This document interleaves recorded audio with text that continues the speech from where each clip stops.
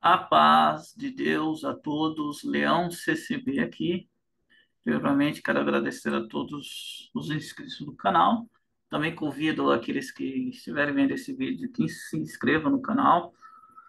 Graças ao bom Deus, estamos tendo bastante visualizações em nossos vídeos. Peço aí que você compartilhe suas redes sociais e se inscrevam também no canal, tá? Para que a gente consiga aí combater e também combater mentiras sobre a CCB, né?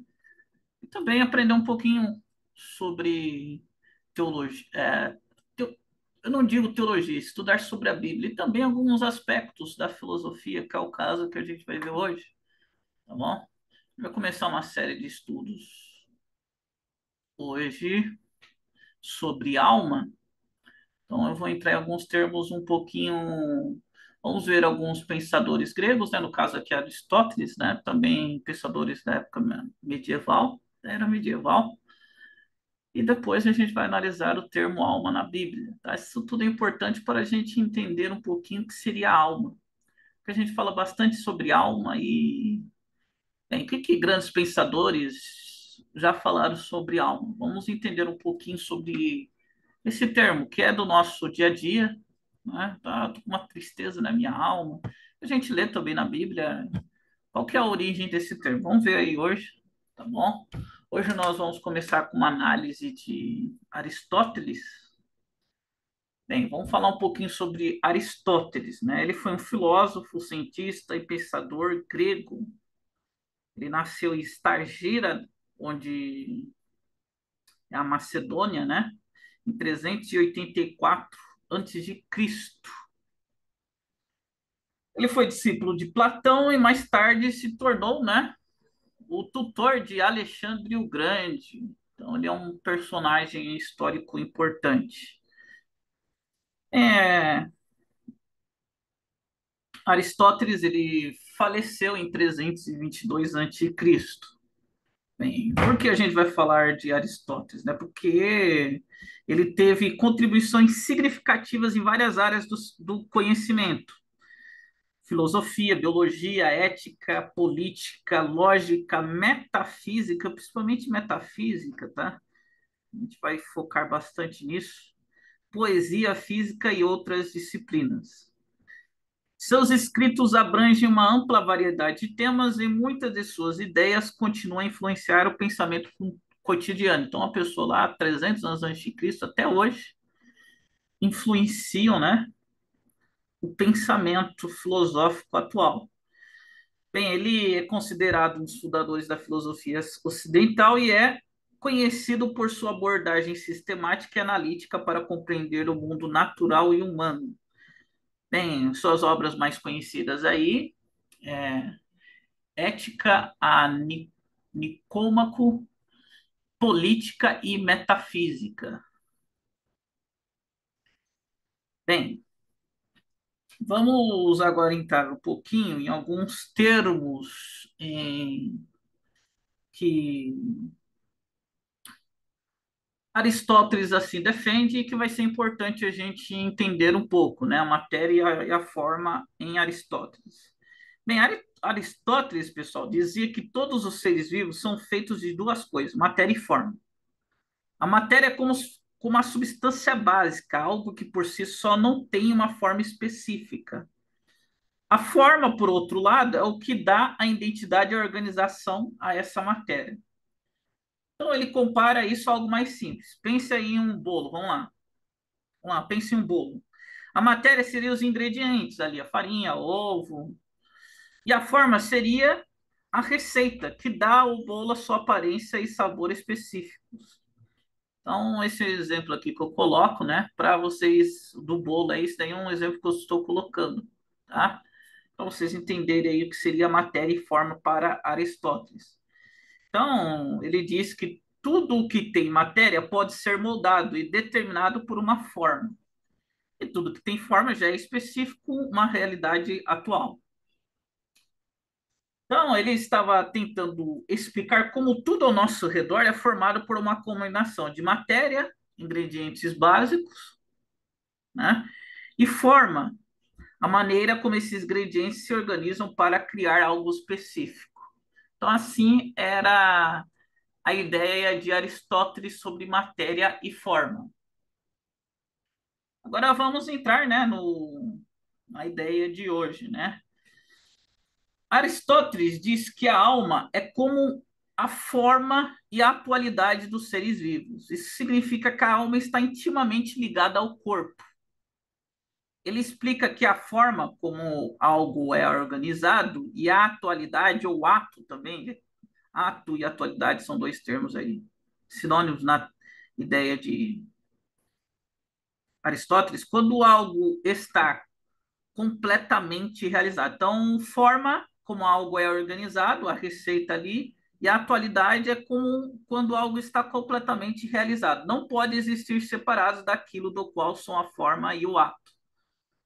No caso, a alma é o princípio que organiza a vida ao corpo, tornando o que ele é. Aristóteles acredita que o corpo e a alma têm uma relação de interdependência, o que significa que precisam um do outro. O corpo é feito de matéria, é como a potencialidade, enquanto a alma é a forma e a atualidade, você vê. Então, tudo está intimamente ligado.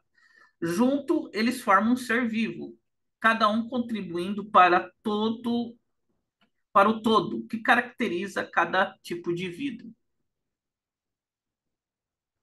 Tudo que eu falei, pessoal, está escrito em tópicos aí um pouco mais resumido. Então, eu vou falando aqui. Eu fiz um texto para resumir um pouco, primeiro que eu falo bastante.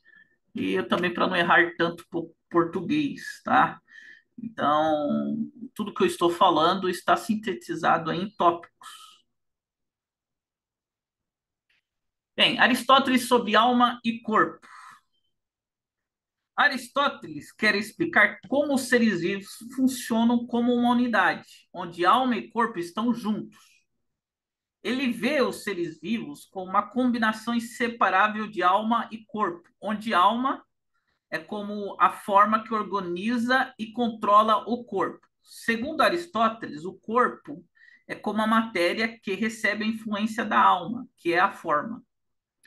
Isso acontece quando as atividades vitais, como respirar, digerir, são realizadas de acordo com o que a alma determina para o corpo. Porém, né, ele não diz que a alma é completamente inseparável do corpo. Ele deixa aí a possibilidade de algumas partes da alma poderem ser separadas do corpo. Ou seja, Aristóteles acredita na união essencial da alma e do corpo, mas admite a possibilidade de certas partes da alma poderem existir de maneira independente do corpo.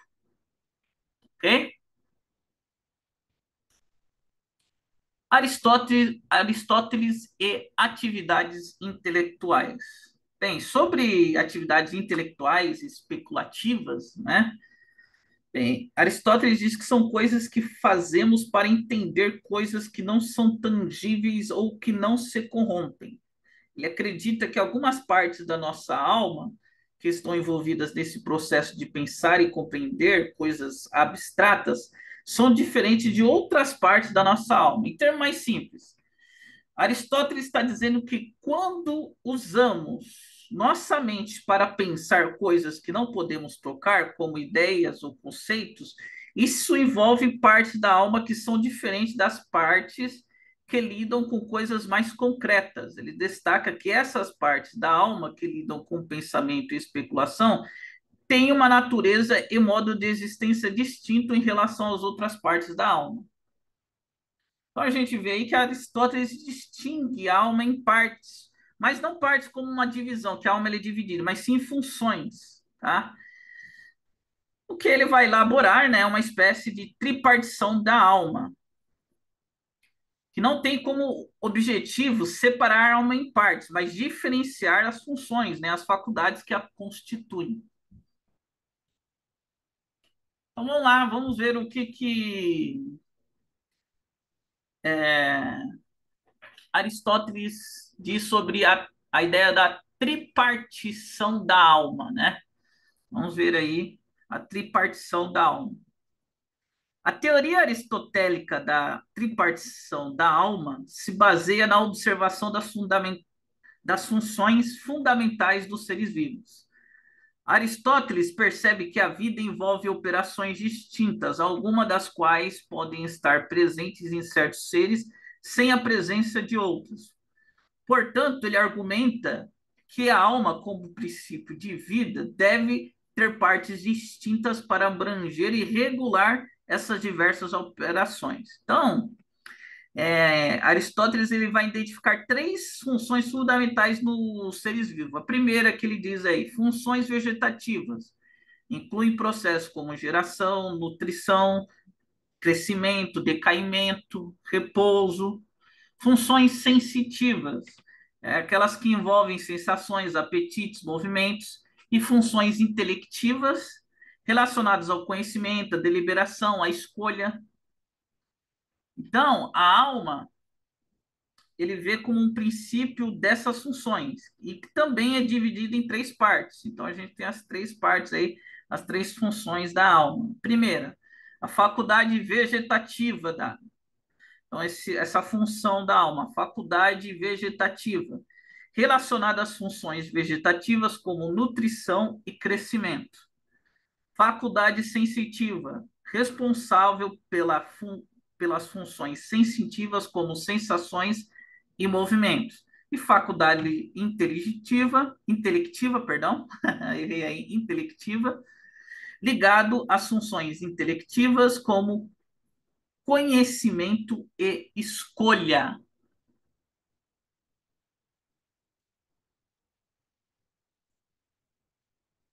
Então, no seu livro De Anima, né, Aristóteles ele argumenta que enquanto alguma dessas funções podem existir independentemente uma das outras, por exemplo, a faculdade vegetativa pode existir sem as outras.